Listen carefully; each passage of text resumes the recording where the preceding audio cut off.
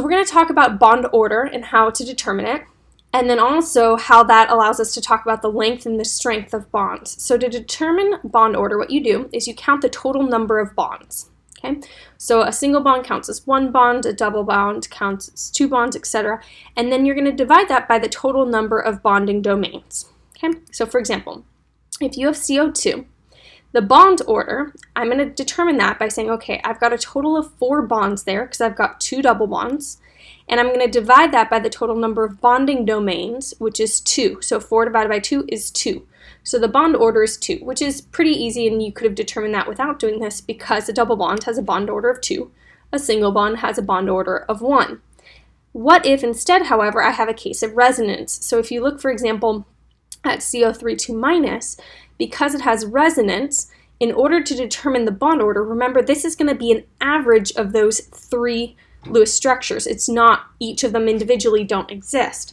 So to determine the bond order, what you're going to do is you're going to add up the total number of bonds, which in this case you have 2 single bonds and a double bond, so a total of 4 bonds in 3 bonding domains. Okay, you don't count the non-bonding, you only count bonding. So in 3 bonding domains, so the bond order is going to be 1.33. Okay. What if instead I have another resonance situation, but now I have just a double bond and a single bond? Well, I have 3 bonds total in 2 bonding domains, because remember you don't include the non-bonding pair as a bonding domain because that's a non-bonding domain. So it's going to be 3 bonds in 2 locations, in 2 bonding domains. So your bond order is going to be 1.5.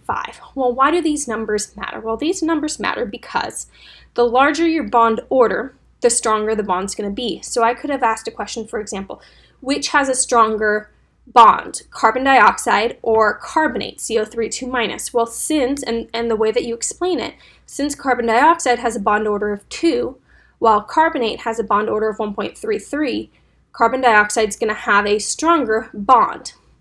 Another thing to note, the larger your bond order, the shorter the bond's going to be. So I could ask, which would have a shorter bond length, carbon dioxide or carbonate? And the answer would be carbon dioxide because it has double bonding. It has a bond order of 2, while carbonate only has a bond order of 1.33.